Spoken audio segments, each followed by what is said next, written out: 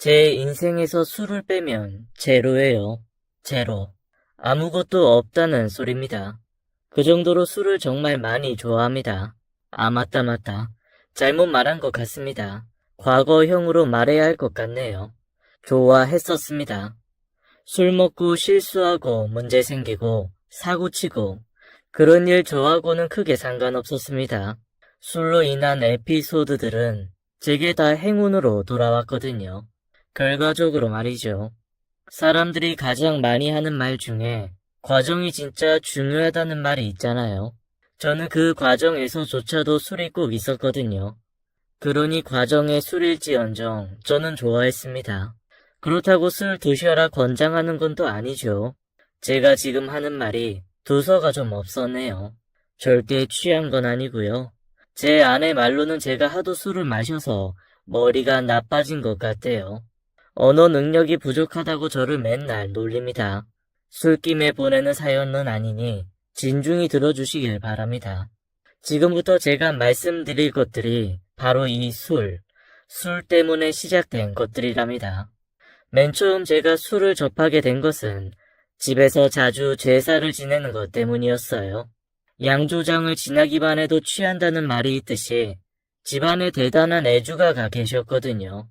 그 투명한 술을 참으로 맛깔나게도 드시는 저희 아버지. 시작은 아버지 때문이었죠.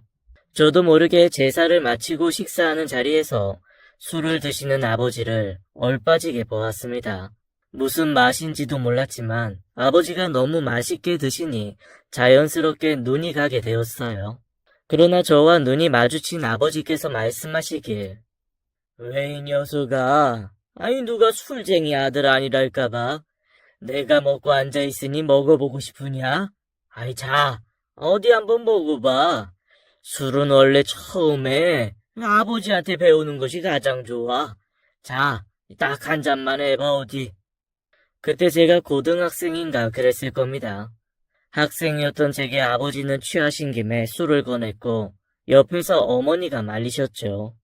뭐 좋은 거라고 애한테 술을 권해 인간아. 나는 이 집구석에서 아버님 그리고 당신 두 인간들까지만 술쟁이로 거뒀으면 됐어. 그런데 또 아들 자식까지 그 꼴을 보라고? 싫다 싫어. 지겹다 지겨워. 에이, 내가 또 뭘 했다고 그래. 원래 술은 집안 어른한테 배우는 게 맞는 것이야. 혹시나 나중에 지 친구들이나 이상한 놈한테 첫 시작을 배웠다가 문제 생긴다고 집에서 이렇게 배우는 게 훨씬 좋아. 그래서 집에서 제대로 술 배우신 당신은 뭐 아무 문제 없수? 말이나 못하면. 하여간 술만 마시면 헛소리. 쓸모없는 소리. 제가 듣기론 돌아가신 할아버지께서도 굉장한 애주가를 하셨습니다. 아주 어릴 때 기억에 할아버지 밥상엔 늘 술이 있었고요. 어쩌면 제가 태어나서 줄곧 시야에 들어왔던 것 중 하나가 술이었을지도 모르겠네요. 그리고 제 아버지도 매일 반주를 드시는 분인데 어머니 말로 크게 사고를 한번 치셔서 그 뒤로는 늘 집에서만 술을 드신다고 하셨습니다. 그 큰 사고가 바로 저를 낳은 것이죠. 그런 이유로 어머니는 술이라면 질색팔색을 하셨습니다. 내가 저 인간이랑 술만 안 마셨어도 이렇게 안 살고 있으려나. 아유, 지겨워. 헤헤헤, 그러게 왜 처음 먹는 술을 나랑 마셨나? 딴 놈이랑 마셨으면 딴 놈이랑 살았겠지. 그래서 뭐든 처음이 중요하다 하는 것이야. 네 엄마가 나랑 술 한잔하고 덜컥 널 가졌잖냐. 얼마나 좋으냐. 술 한잔에 님도 보고 뽕 뒀다고. 어머니는 그 뒤로 술은 입에도 안 대셨고 아버지 말씀이라면 넌덜머리가 난다고만 하셨죠. 그렇지만 저는 이상하게도 그날 아버지께 받은 한 잔의 술이 그렇게나 달고 맛있었습니다. 여태까지도 그 한 잔이 계속 생각날 만큼 말이죠. 아마도 지금은 술을 권했던 아버지가 돌아가셔서 더더욱이 그 술이 달게 느껴지는 것 같습니다. 저는 그때 술 맛을 본 이후로 제사 때 몰래 남은 정종을 맛보았습니다. 한참 어릴 때였는데도 진짜 달고 그 특유의 향이 너무나 좋았어요. 과자나 맛있는 음식보다도 술이 제일 맛있었어요. 고작 고2짜리가 말입니다. 저는 티 안 나게 몰래 잘 훔쳐 마셨다고 생각했습니다. 한 잔 먹고 알딸딸해지면 1시간 정도 지나서 또 먹었어요. 그러면서 양이 너무 줄었다 싶으면 물을 채워 놓았죠. 어차피 어머니는 술을 한 모금도 안 마실 터이고 아버지는 다른 주종을 드셨거든요. 냉장고에 있는 남은 정종은 어머니가 음식 잡내 제거할 때나 쓰셨습니다. 그런데 그런 식으로 저의 주량이 늘어가고 채워가는 물도 늘다 보니 그만 어머니에게 딱 걸리고 말았어요. 제사가 끝나고 그 다음날 어머니께서 말씀하시더라고요. 어느 정신 나간 놈이 자꾸 정종을 훔쳐먹네? 훔쳐먹을 게 그리도 없나? 술을 훔쳐먹게. 참나. 돼지고기에 정종을 암만 부려도 잡내가 안 가셔, 잡내가. 술이 아니라 물인가 보네. 어머니는 제 앞에서 들으라는 듯이 말씀하셨고 아버지는 그 말을 듣고 그저 허허 웃으셨어요. 그때부터 저는 공공연하게 일찍이 술맛을 알아버린 술꾼 타이틀을 가지고 있었습니다. 고2 버릇 100살 간다고 고등학교를 졸업하던 날 저는 술로 인해 가장 큰 실수를 저질렀어요. 저는 술꾼 타이틀에 걸맞게 졸업을 기념하여 친구들과 거하게 술을 마시고 싶었습니다. 그래서 민증을 조작해서 술집에 갔죠. 옛날에는 지금이랑 다르게 생각보다 허술했거든요. 아름아름 알면서도 모르는 척 해주는 것도 있었고요. 저는 술집에 친구들 5과 갔고 진짜 고삐 풀린 망아지들 마냥 술을 마셨습니다. 맨날 옴싹옴싹 훔쳐서나 먹었지 그렇게 들이부으니 그렇게나 좋을 수가 없더라고요. 그러다가 친구들이 술만으로는 재미가 없었는지 어느새 옆옆 테이블 여자분들과 합석을 했어요. 그쪽은 대학교 1학년이라고 하더라고요. 솔직히 너무 성숙하고 한눈에도 누나 같아 보였어요. 어색하게 막 교복을 벗은 티 안 내려고 촌스럽게 꾸민 우리 일행과는 차원이 달랐죠. 그래서 친구들과 호기심에 그 누나들과 합석을 했고 그 중에서 정말 예쁜 애가 있었어요. 그쪽도 제가 싫지 않은지 계속 쳐다보길래 나한테 마음이 있구나 했습니다. 친구들과 다 같이 서로 각각 짝을 지어서 헤어졌고 저는 그 예쁜 애와 남았죠. 둘이 남아서 대화를 한참 하다가 근데 왜 아까부터 나 계속 쳐다봤어? 내가 잘생겨서? 아니면 딴 놈들보다 멋져서? 어디 말 좀 해보시지. 그렇게 한눈에 반할 지경이었는지 말이야. 그러자 그 예쁜 애는 한참을 크게 웃었습니다. 제가 크게 착각을 하고 있다는 듯이 말이에요.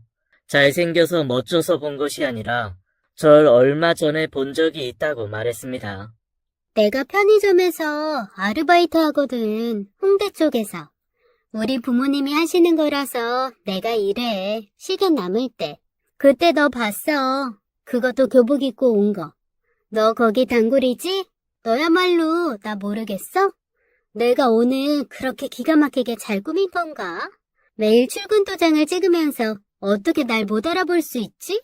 그 예쁜 애. 아니 지금의 제 와이프는 이미 제가 고등학생이라는 걸 알고 있었습니다. 게다가 더 기가 막힌 건 아내는 저보다도 1살 더 어렸습니다. 서로 쌍으로 거짓말을 친 거였어요. 아내는 고2에 고3으로 넘어가는 시점이었고 저는 대학 합격만 해놓은 상태. 그랬습니다. 그렇게 아내와 만났고 그날 거사를 치르게 되었어요. 저나 아내나 둘 다 처음이었고 정말 아무 일 없을 줄 알았어요. 둘 다 어리고 멍청했죠. 저는 술을 좋아했고 아내는 좋아하는 건 아니었지만 진짜 잘 먹었습니다. 저랑 같이 대적해서 먹으면서 먼저 취하지 않는 건 아내가 처음이었거든요. 그런데 결과적으로 둘 다 엄청 취한 상태였습니다. 그렇게 둘 다 술 먹어가면서 사고를 쳤고 그 사고의 대가는 꽤나 컸죠. 1달쯤 지나서였을까요? 모르는 번호로 연락이 왔어요. 받아보니 아내였고 그날 그렇게 만나서 헤어지고 처음 온 연락이었습니다. 자기가 아이를 가진 것 같다고 제 아이라고 했습니다. 사실 과정은 하나도 기억이 나지 않아서 그럴 리가 라는 무책임한 말이 먼저 나왔습니다. 그러자 수화기 너머로 아내가 쌍욕을 하더라고요. 야, 이 십장생아. 18색깔 티레파스 같은 놈의 시키가? 길거리 다니는 똥개 새끼도 지 새끼는 곧 죽어도 챙기는데 이 개만도 못한 새끼가 터진 주둥이라고 막 나불거리네. 일을 버렸으면 만나서 이야기를 하자고 하든가 미안하다고 하든가 말을 해야지. 뭐? 그럴 리가? 어디 그 주둥이로 다시 한번 말해봐.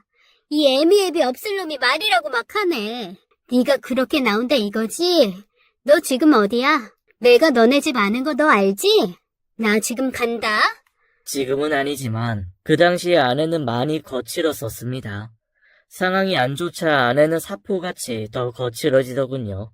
집으로 온다기에 저는 수업도 제대로 못 듣고 집으로 부랴부랴 달려갔습니다. 아내가 집으로 가면 저는 진짜 죽은 목숨이었거든요.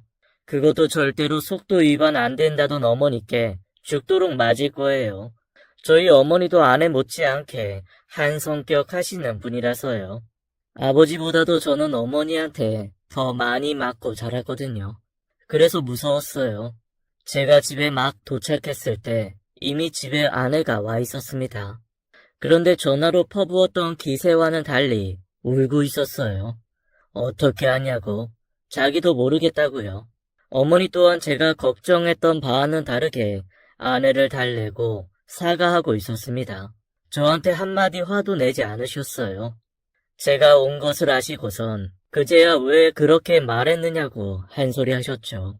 그게 다였습니다. 아내 앞이어서 별다른 말들은 꺼내지 않으셨어요. 그리고 아버지는 그저 말없이 저와 아내를 번갈아 바라보았습니다. 아내가 좀 진정이 되자 어머니께서 아내가 아직 고등학교 졸업이 남았으니 학교는 졸업하자고 말했어요. 그리고 아이 낳고 아이는 어머니께서 봐주실 테니 공부하라고요. 내 자식 과실 내가 감싸야지 어째. 그러니까 그만 울어, 응? 아이는 못 버리겠다면서. 그리고 우리 아들 저 새끼 마음에 든다면서. 그럼 같이 결혼하고 살아야지 어째. 저 자식이 그렇게 쓰레기 같은 놈은 아니야. 돌대가리여서 그렇지.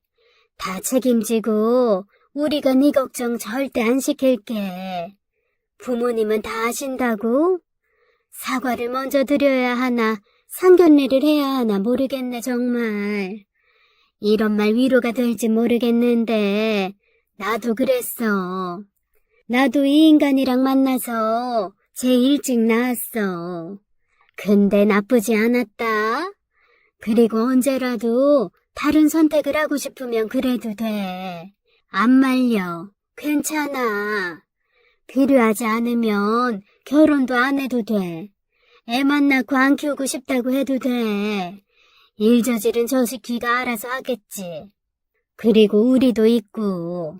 너무 그렇게 걱정하지 말어. 뱃속 애기한테 안 좋을라. 그렇게 저는 엉걸결에 결혼이란 걸 하게 되었어요. 진짜 얻어 걸린 거죠. 동시에 아이도 생겼고요. 막 기쁘거나 싫고 그런 감정도 없었고 그저 어리둥절했습니다.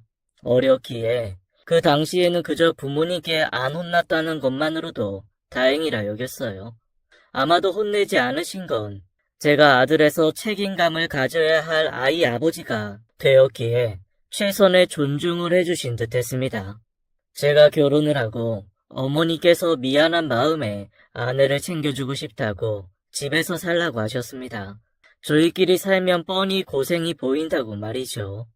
이렇게 한참 어린데 내가 집으로 불러들여서 시집살이 시키겠어, 뭐 하겠어? 내가 아들만 하나라 딸 하나 더 생겼다 치고 도와줄게. 나를 시어머니라고 생각하지 말고 너 애 봐주는 사람 정도로 치자. 그래야 내가 마음이 편하겠어. 배불러서 애 낳고 힘들어하는 거 엄마가 보시면 얼마나 마음이 안 좋을 거야. 나이도 어린데.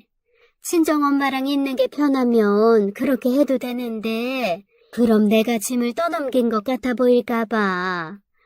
우리랑 사는 쪽으로 생각해보자, 아가, 응? 저도 좋아요. 아버지가 많이 화가 나셔서 집에서 편하게 지낼 자신도 없어요. 집에 있는 게 더 불편해요. 여기로 들어와서 살게요. 앞으로 잘 부탁드려요. 저 아이도 잘 낳을 거고요. 공부도 마치고 싶어요. 그렇게 아내는 제 방으로 들어와서 살게 되었어요. 아내는 고3까지 마치고 아이를 낳았습니다. 저는 결혼을 꿈꿔본 적도 없고 아이를 생각해 본 적도 없었지만 저를 쏙 빼닮은 딸아이가 진짜 예뻤습니다. 이렇게 아빠가 되는 거구나 싶었고 이상하게 벅차 올랐죠. 아이 보려고 수업도 겨우겨우 가고 하루에 2시간, 3시간 자도 좋았어요. 제가 우는 아이를 달래주면 아이가 저를 보면서 그렇게 예쁘게 웃었거든요. 내가 이걸 보려고 술을 그리 먹었나 잘했다 싶기까지 했습니다. 그리고 아이를 낳으면 정말 엄마가 되는 것인지 제게 화만 내던 아내가 달라졌어요. 아이도 잘 돌보고 학업도 이어서 했어요. 한 해도 쉬지 않았고 대학에도 붙었죠. 어머니는 아내에게 약속했던 대로 아이를 맡아주셨고 아내는 대학을 다녔죠. 아내와 어머니의 사이는 제가 생각했던 것보다는 꽤 좋았습니다. 아내에게 제일 고마운 것 중 하나이기도 했고요. 어머니는 조건 없이 도와주신다고 하셨지만 아내는 막연히 도움만 받지는 않았습니다. 며느리로서도 잘했고 진짜 딸처럼 저희 부모님을 챙겼습니다. 어쩌면 저보다도 더 나았고 그 덕에 집안 분위기도 더 좋아졌어요. 나중에는 저희 어머니께서 절 칭찬하기도 했습니다.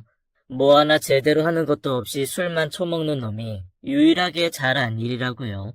복덩이를 2씩이나 안고 들어왔다고 했습니다.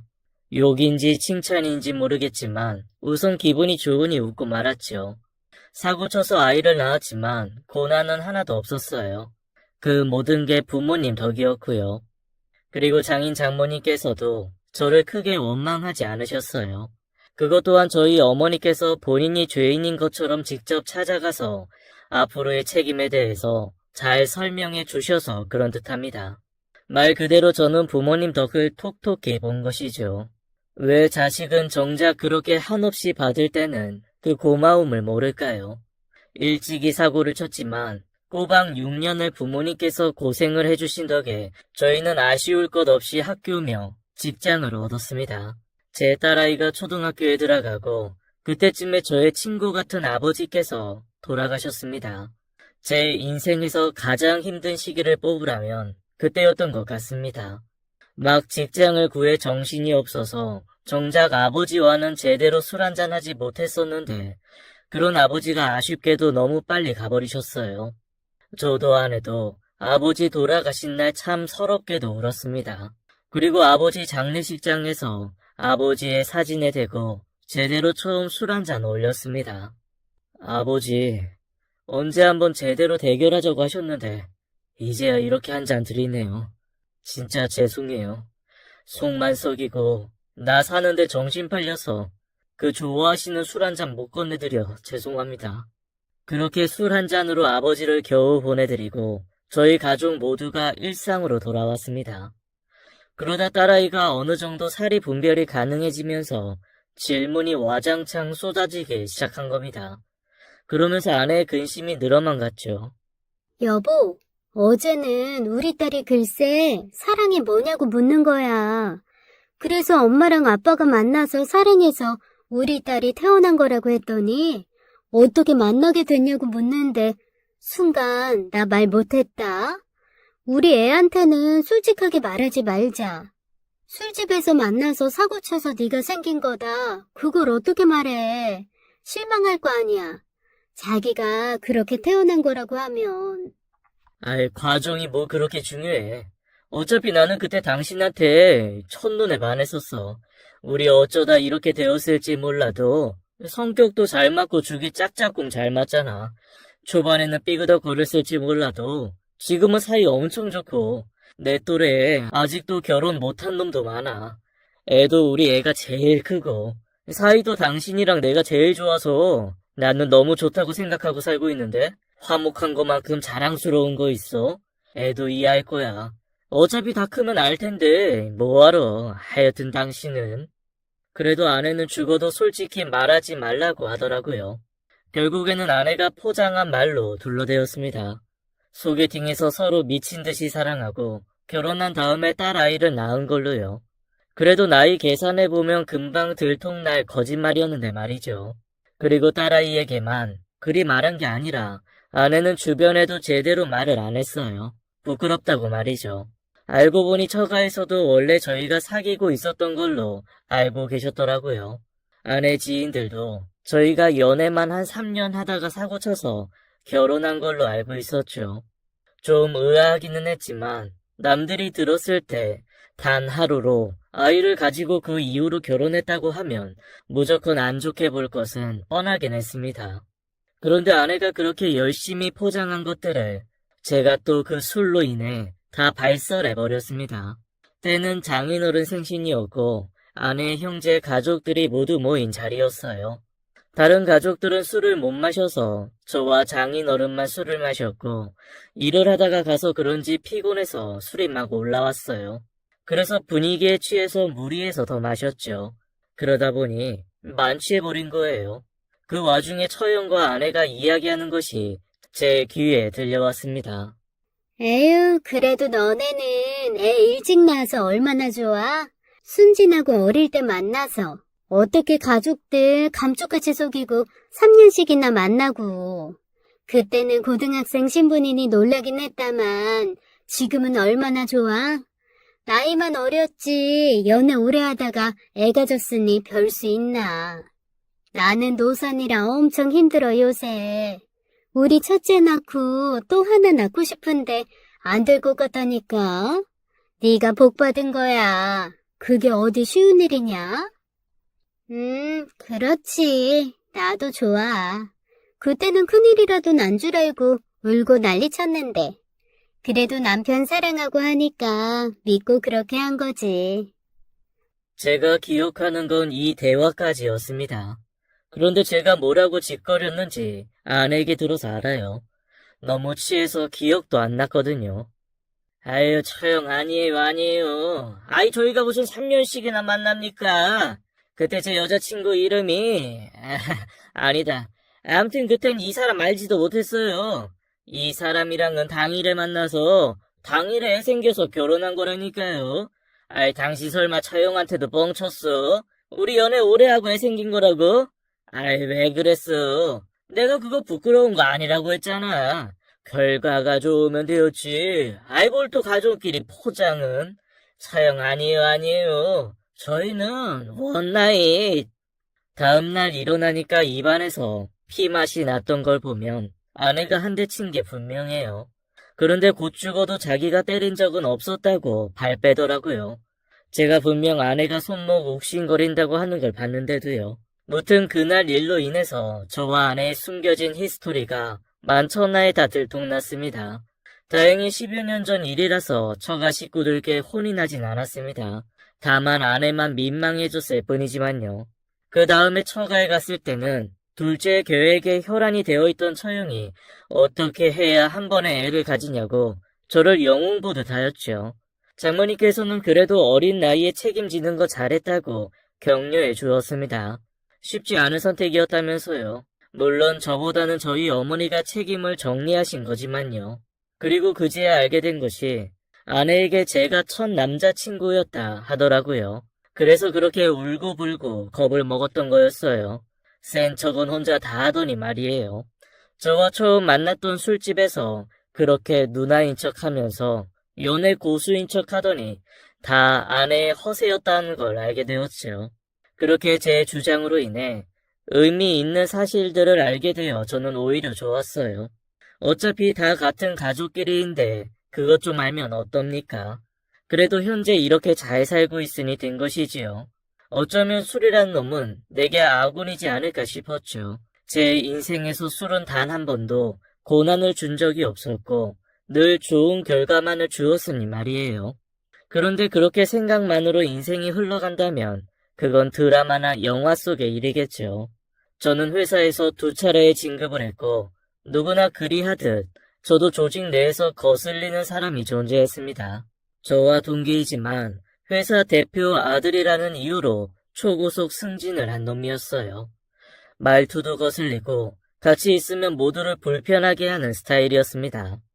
하지만 아무도 끽소리 낼 수 없었죠. 대표 아들이라서요. 근데 그놈이 그날따라 다 같이 술 한잔 하자, 회식 한번 하자고 바람을 넣었습니다. 저의 철칙이 불편하고 싫은 사람과는 절대 술 먹지 말자였어요. 그런 놈들과 술을 먹으면 그 맛있는 술도 얹히더라고요. 꼭이요. 그래도 그놈이 워낙 괘씸해서 제대로 벗겨 먹자는 생각으로 돌진했죠. 회식 장소에 가서 말도 안 하고 연거푸 술만 먹었습니다. 그러니 그놈이 저에게 아이고 우리 팀장님 술을 그렇게나 잘 드신다면서요? 아이 사내에 소문이 자자합니다. 어디 저랑 오늘 대결 한판 하시겠어요? 저도 주량하면 어디 뒤지지 않거든요. 아이 저랑 오늘 끝까지 한번 겨뤄보시죠. 그래요? 그래요 그럼. 어디 한번 같이 마십시다. 얼마나 하는지 지켜보죠 그럼. 이놈이 저를 계속 도발하는 겁니다. 상대 안 하면 그만인 것을 괜한 술부심에 기꺼이 알겠다고 말하곤 눈을 부라리며 펌하셨어요.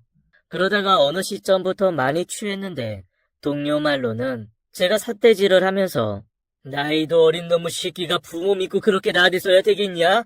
싸가지 없는 놈. 너 우리 회사에서 입지가 어느 정도인 줄 알아? 야, 저 바닥에 물 흐른 거 보이지? 네가 딱 저 정도야. 시간만 좀 지나면 말라서 사라질 정도라는 기세라고 알아? 대표 아들이라니까 뭐라도 되는 줄 아나 본데. 착각하지 마.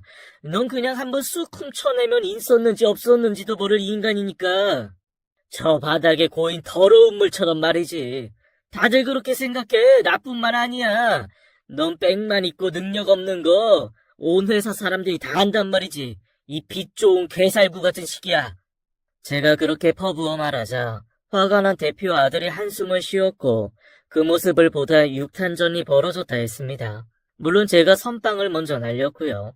그래서 한참을 개싸움을 하다 막판에 제가 그놈 뺨을 후려갈긴 겁니다. 제대로 자존심 나가게 한 거죠. 회사 내에서는 철없는 대표 아들 후려친 영웅이 되었지만 실제로는 언제 잘려도 이상하지 않을 위태로운 사람이 되었습니다. 그러다 회사에서 구조조정이 들어갔을 때 보란듯이 제가 제일 먼저 정리되어 버렸어요. 저 같아도 저 먼저 잘났을 것 같긴 해요. 같은 조건이면 찔리는 게 있으니 저는 어떤 말도 못 붙이고 회사를 나갔습니다. 그리고 아내에게 사실대로 말했죠. 그러자 아내한테 쳐맞았습니다. 아내들은 꼭 들고 있는 걸로 때리더라고요. 그날은 아내가 마늘 빻는다고 손절구를 들고 있었거든요. 그걸로 배를 얼마나 찌르던지 왕년에 그 폭력성 어디 안 갔더라고요. 숨기고 살고 있던 것뿐이었어요. 당신 진짜 미쳤어? 그놈의 술 좀 먹지 말라고 내가 몇 번을 말해. 당신 말대로 술만 먹으면 좋은 일만 생긴다고? 그게 말이 되는 소리야? 그저 핑계만 좋게 만드는 거지. 어떻게 당신은 처음 만났을 때나 지금이나 한결같아? 한결같이 취해 있어 사람이. 이제 좀 깨어나. 우리 딸 공부 안 시킬 거야? 부족하게 키울 거야? 당신 백수가 꿈이야? 제게 그렇게 냉정하게 말해놓고는 말과는 다르게 아내는 다음날 정장을 차려 입었습니다. 자기가 다시 일을 구해서 다닐 테니 취업 준비하는 동안은 집에서 애를 보라고요. 당신 말 듣고 밤새 걱정이 돼서 잠도 안 오더라고. 뭐 당신이 그만둔 것도 아니고 잘린 거라는데 벌 수 있어. 벌 수 있는 사람이 벌면 되는 거지. 그래도 당신 내내 일했잖아. 쉴 새 없이. 그러니까 이제는 내가 해볼게. 애 보느라 경력이 끊기긴 했어도 아직 젊으니까 취업은 바로 가능할 거야. 적어도 당신 이직보다는 내 취업이 더 빠르겠지. 당신은 다 정리될 때까지 애나 봐. 그것도 나쁘진 않았어요. 일찌감치부터 아이가 생겨서 저도 쉴 새 없이 달려왔거든요. 어쩌면 내내 지쳐서 예민해져 있었던 건 아니었을까 싶었습니다. 눈꼴 시린 상사를 후리쳐서 회사를 잘리고 싶을 만큼이요. 아내는 제가 잘리고 일주일 정도 정장 차림으로 오가다가 정말 빨리 직장을 잡았습니다. 원래 근무했던 회사에서 육아휴직으로 자리가 나면서 임시로 일하게 된 것이었죠. 임시이기는 했지만 아내가 워낙 일을 잘해서 평판이 좋았습니다. 그리고 그때는 딸아이가 세상에서 제일 무섭고 강하다는 중학생이었죠. 그래서 저와 멀어진 사이를 돌리기에 좋은 기회라고 생각했습니다. 아내의 애를 보라는 말은 애 좀 잘 봐달라는 말이었던 것 같았어요. 제대로 잘 들여다봐 달라고요. 처음 키워보는 딸이고 주변에도 그 나이 또래의 아이를 가진 친구가 없었어요. 그래서 딸을 어떻게 대해야 할지 진짜 모르겠더라고요. 아무것도 안 했는데 뜬금없이 아빠 더럽다고 하고요. 아무것도 안 했는데 아빠 저질이라고 하고, 귀여워서 웃었는데 얼굴 치우라고 하고요. 맨날 뭐만 하면 으으 하면서 싫어했어요. 꼭 벌레 보듯이요. 그럼 당연히 싫어하지. 당신 같으면 저렇게 토끼같이 뽀얗고 솜사탕 같은 애가 당신같이 술 절어있고 담배 쩐내나고 입만 벌리면 헛소리하는 아빠를 좋아하겠어? 그리고 당신 맨날 속옷 차림으로 돌아다니잖아. 그러지 좀 마. 몸이라도 좋으면 몰라. 무슨 헐랭이 같은데 뭔 자신감으로 정말? 쉬는 날에는 잘 씻지도 않잖아. 당신은 하루만 안 씻어도 개밥 쉰내나. 그러니까 애랑 있을 때는 하루에 2번씩 아침 저녁으로 씻어 제발. 밥 먹을 때도 대충 널어놓고 그지 새끼처럼 먹지 말고. 알겠어? 어머니도 저번에 그러시더라. 집에 아들이 아니라 웬 각설이가 하나 있다고. 무슨 밥을 구걸해서 먹듯이 허겁지겁 왕초에 나오는 거지들도 그렇게는 안 먹더라. 으유, 딸이랑 지내면서 매너라는 걸 좀 키우길 바래. 냄새나는 아저씨 티내지 말고 좀 바뀌라고. 바뀌어야 애 맘도 바뀌지. 아내 말로는 예민한 사춘기이니 괜히 도발하지 말라고 했지만 저는 딸아이의 그런 반응이 너무 재미있어서 오히려 더 건드렸습니다. 그래서 중학생 때의 딸은 저랑 엄청 싸우고 툭탁거렸어요. 싸우는 것만큼 빨리 친해지는 거 없더만요. 처음엔 엄청 싫어했는데 나중엔 지도 재미있는지 옆에 슬금슬금 와 있었습니다. 딸이 중3에서 고1, 2년 가까이 제가 놀았어요. 장기간 백수였죠. 상사한테 잘린 놈이니 같은 직종에서 이미 소문이 돌 만큼 돌았죠. 그 능력 없고 백 좋은 놈이 좋은 백을 저 앞길 막는 데 쓰고 있더라고요. 그러니 누가 절 채용하겠습니까? 하지만 그렇다고 해서 초조하지는 않았어요. 아내는 꼭 일을 하고 싶었던 사람처럼 신이 나 보였고 임시직에서 정규직이 되었거든요. 한편으로는 제가 계속 집에서 아이를 케어해 주길 바랬어요. 게다가 자식이라는 존재는 언젠가는 집을 떠나 결혼을 하잖아요. 함께 보낼 시간이 많지 않다고 생각하니 제가 집에 있는 게 나쁘지만은 않았습니다. 그래서 가족들 모두에게 제가 백수라고 해서 안 좋을 것이 단 하나도 없었습니다. 그때는 그랬어요. 술이라는 거 진짜 나한테 내내 도움을 주는구나. 결국 나한테 이런 편한 안정을 주는구나 하고 말이에요. 게다가 제일 좋았던 건 집에서 편하게 마시는 술에 길들여진 것이었습니다. 좋은 술에 좋은 안주, 근사한 장소만이 좋은 게 아니었어요. 집에서 오이 하나에 소주 한 잔만 먹어도 천하를 얻는 기분이었죠. 회사 끝나고 누구 욕하고 시끌벅적한 데서 비위 맞추면서 먹다가 집에서 아무 생각 없이 무념무상하고 술을 마시니 힐링이 되고 진짜 좋았어요. 그럴 때면 이만한 신선 노름이 없다 싶었습니다. 또 좋았던 것은 한두 번씩 딸아이에게 술을 권할 때였습니다. 제 아버지가 제게 술 맛을 들인 것처럼 말이에요. 그런데 딸아이가 저나 와이프를 많이 닮아서인지 한 입 먹고는 맛있다고 먹더라고요. 살짝 취하는 기분도 나쁘지 않다 하고 말이죠. 오, 아빠, 이거는 괜찮은데? 저번에 먹은 건 쓰기만 하고 입맛 버렸었는데 이건 좀 달다. 뭐야? 아, 청아, 너한텐 이런 술이 맞는 건가? 달아. 이 맛에 술 마시는 거구만. 이제 좀 알 것 같은디? 너 대신 나가서는 먹으면 안 돼. 아직 고등학생인 거 잊으면 안 돼. 그리고 나중에 커서도 남자는 아빠랑만 마셔야 해. 딴 놈들이랑은 한 모금도 먹지 마. 알겠어? 그리고 남자 놈들 다 나쁜 놈들이야. 아빠 빼고 누가 술 먹자고 하면 우리 아빠가 먹지 말라고 했다고 말해. 알겠지? 벌써부터 열받네. 성인 되면 아빠랑 맨 처음으로 술집 갈 거야. 알겠지? 아빠 말고 딴 놈은 절대로 안 되는 거다.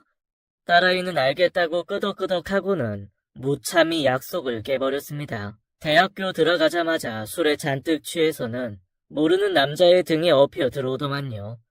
그 꼴을 보는데 진짜 얼마나 어이가 없던지 술에 잔뜩 취해서는 그저 좋다고 압방하고 안기는데 냅다 소파에 던져버렸습니다. 너 아빠가 술 아빠랑만 먹자 했냐 안 했냐? 이렇게 외간 남자 등에 업혀오고 그러면 안 돼. 진짜 제대로 한번 혼나볼래 너? 이게 몸만 컸지 진짜? 딸아이는 대학교 1학년 때 진짜 술 마시러 대학을 갔나 싶을 만큼 부어라 마셔라였습니다. 그래서 내 딸이죠. 누가 내 딸 아니랄까봐 동네에도 소문이 다 났습니다. 술 주전뱅이 딸이라고요. 옆집에다가 토해놓고 술 취하고 다른 집 들어가고 난리도 아니었습니다. 그래서 술 먹지 말라고 한 소리 두 소리씩 하다 보니 사이가 안 좋아졌죠. 그래도 저는 아빠니까 엄하게 할 수밖에 없었죠. 그렇게 사이가 나빠지던 새에 전에 다니던 직장 동료에게서 연락이 왔습니다. 오랜만에 밖에서 술 한잔 하자면서요. 회사 그만두고는 한 번도 밖에서 술을 마신 적이 없었는데 오랜만에 밖에 나섰습니다. 이제 일해야지. 언제까지 놀 건데? 다른 회사 제의는 여태 없었어? 있었지. 없었겠어? 근데 다 하고 싶지 않더라고. 와이프도 일하는 게 재미있다고 하고 어쩌다 보니 애도 다 컸고 그간에는 큰 돈 나갈 일이 없었는데 이제 딸아이 대학 다니니까 휘청하긴 해. 조금씩 준비를 해봐야지. 뭐 날 받아줄 곳이 있을지는 모르겠다만 시간은 또 왜 이렇게 빨라? 우리 딸 좀 있으면 시집 간다 하겠어. 그럼 결혼 자금 대줘야 할 거 아냐. 좀 조급하기는 해. 와이프 벌이만으로는 넉넉치가 않아. 잘 됐네. 그럼 나 얼마 전에 개업한 거 알겠네? 여의도에 작게 사무실 하나 냈어. 그래서 오늘 너 같이 일하자고 말하려고 온 거야. 같이 일하자. 그만 놀고. 역시나 술자리는 또 제게 행운을 안겨다 주었습니다. 백수 생활이 몇 년씩 길어지니 지치기도 하고 딸아이 보기에도 그랬는데 알아서 복이 굴러 들어온 거죠. 그래서 이튿날부터 동료가 시작한 회사에서 일을 시작했습니다. 그러면서 딸아이와는 마주칠 일이 더더욱이 적어져 버렸어요. 그래도 그간 잘 키워놓았고 이제 성인이니 별일 없겠지 하고 말았죠. 제가 다시 일을 시작했다고 하니 아내도 안심하는 분위기였고요. 그런데 회사 일을 다시 시작한 건지 술을 작정하고 퍼먹기 시작한 건지 저도 알 수가 없었습니다. 신생 회사라 여기저기 알려야 하다 보니 매일매일 접대에 인사여서 술독에 빠져 지냈어요. 그래도 싫지 않았어요. 술은 언제나 제게 큰 행복만 가져다 주니까요. 그날도 접대한답시고 평소보다 술을 잔뜩 먹고 취해 집에 들어온 날이었습니다. 아내는 장모님이 아프셔서 잠깐 처가에 가 있는 상태였고 집에는 딸아이만 있었죠. 그래서 취해서 집에 들어와서 딸을 부르니 조용한 겁니다. 아직 10시밖에 안 되었는데 벌써 잠들었을 리가 없었어요. 또 술 먹고 안 들어왔나 싶어서 방문을 활짝 열어보니 딸이 잠들어 있었습니다. 그런데 좀 이상했어요. 애가 끙끙 앓더라고요. 가까이 다가가 머리를 짚어보니 이마가 펄펄 끓는 겁니다. 그래서 우왕좌왕 당황해서 왔다 갔다 했죠. 취해 있는 상태라서 어찌할 분별력이 없었습니다. 차 키는 있으나 취해서 운전도 못하고 택시를 불러야겠다고 생각했어요. 그런데 저희 집이 좀 외진 곳에 있어서 그 시간에는 택시가 잘 안 왔어요. 그래서 더는 지체하면 안 되겠다 싶어서 딸아이를 업고 슬리퍼를 신고 냅다 달렸습니다. 알딸딸하니 딸아이가 무거운 것도 잘 모르겠고 그저 병원까지 미친 듯이 달려갔습니다. 그런데 막 달리다가 넘어졌어요. 그래서 딸아이 이마가 땅에 매다 꽂혔죠. 돌에 찍혀서 피가 좀 났습니다. 저 또한 두 무릎이 자갈 바닥에 그대로 꽂혀서 다 찢어졌고요. 근데 취해서 그런가 전 안 아프더라고요. 다시 업어서 겨우겨우 딸아이를 응급실에 데리고 갔습니다. 이마에 피가 나니까 의료진들이 교통사고인 줄 알더라고요. 그래서 고열이 심하다고 설명을 하니 제게 술 냄새가 많이 나니까 표정이 싹 바뀌었습니다. 딸아이와 무슨 관계인지 한참을 확인하고는 딸아이를 진찰해 주었죠. 그리고 저는 아내에게 연락을 했고 그 뒤의 일은 잘 기억이 나지 않습니다. 눈 뜨니 눈앞에 아내가 있었고 이마에 반창고를 붙인 딸이 절 노려보고 있더라고요. 아빠 미쳤어?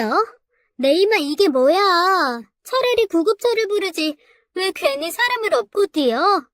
아빠 진짜 바보야? 이거 이마 어쩔 거냐고. 성형수술해야 한다잖아. 흉질 거래 이거.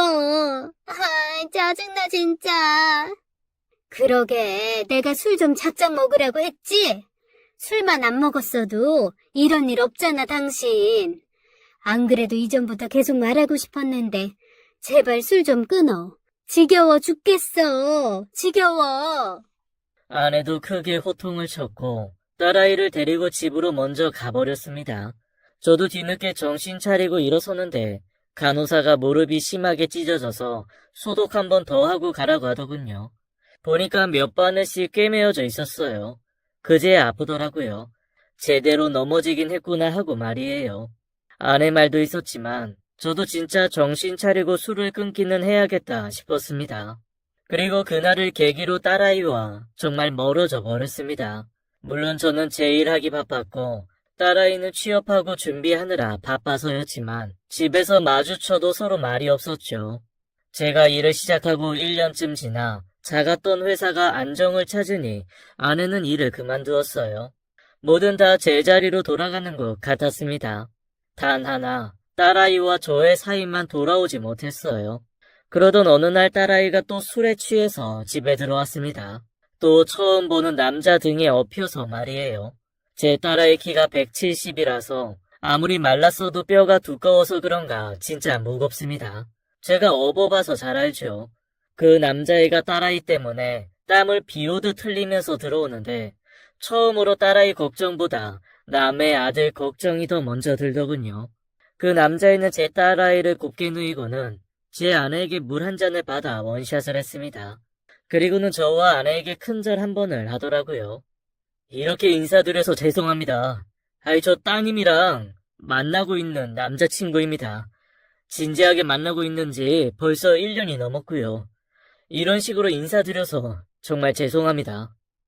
체력은 부족하지만 심성은 착해 보였어요.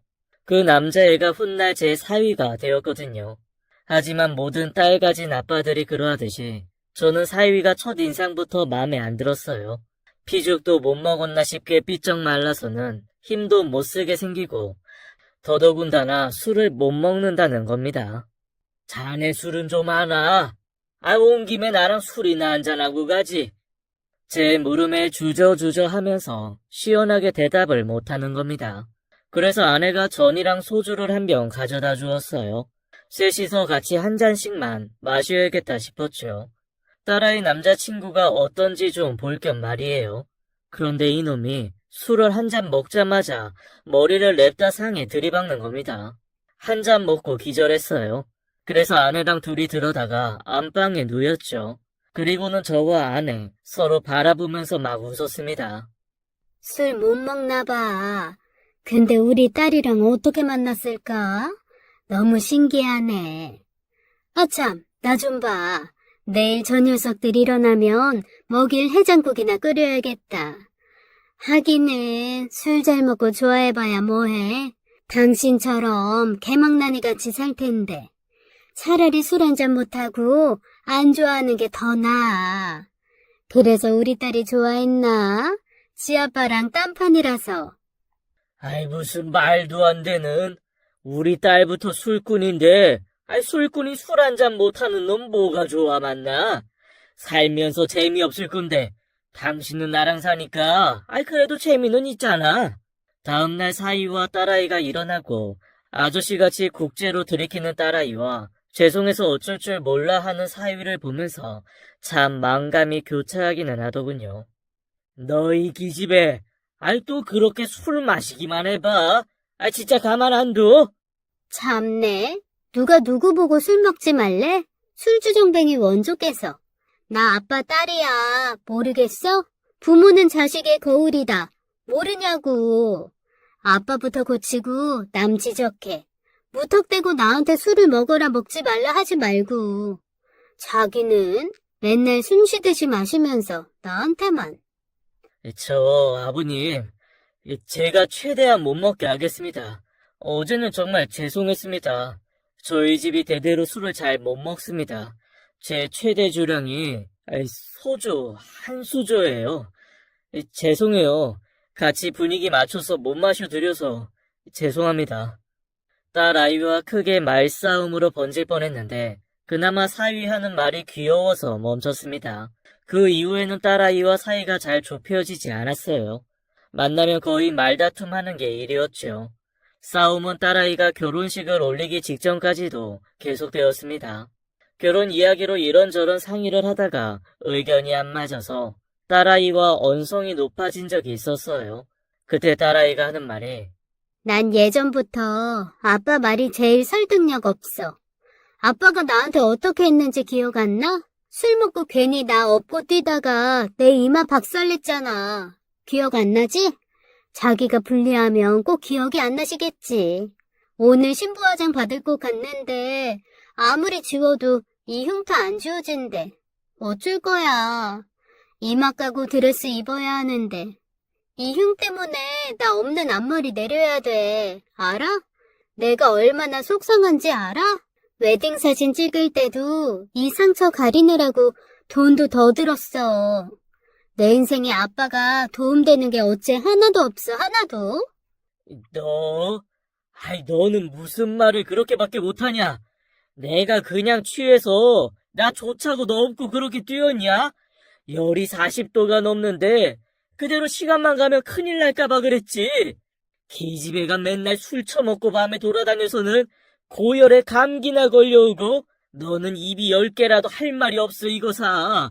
아빠한테 고맙다고는 못할 망정 말하는 싸가지하고는 시집 갈 때 다 되었는데도 말하는 싸가지 봐 이거. 결혼할 준비도 아직 안 됐네. 멀었어. 결혼할 준비?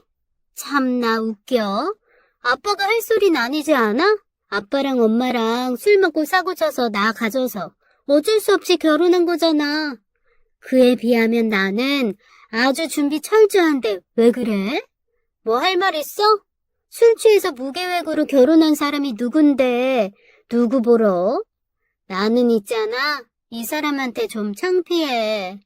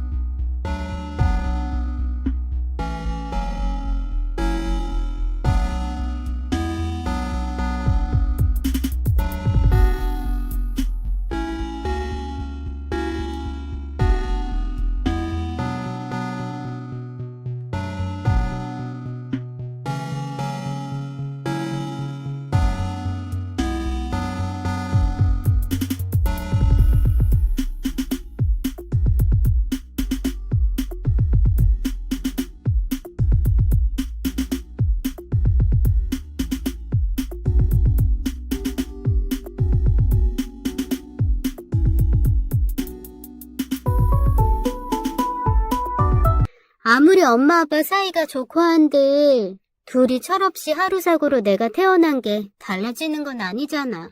이 사람은 말이야, 우리 시부모님이 얼마나 순수하게 사랑하고 서로 믿음을 쌓아오다가 오래 연애하고 결혼해서 세상에 태어났다고. 그에 비하면 나는 무슨, 입에 담기도 창피해 정말. 그러니까 엄마랑 아빠는 입이 10개라도 나한테 할 말 없어. 특히 술에 관해서는 누워서 침 뱉기나 마찬가지라고. 알아? 그런데 그때 아내가 딸아이 등짝을 팍 때렸어요. 눈에는 눈물이 글썽해서요. 내가 그런 말들 예상은 했다만 그런 말을 하필 내가 낳은 내 딸한테 들을 줄은 몰랐네.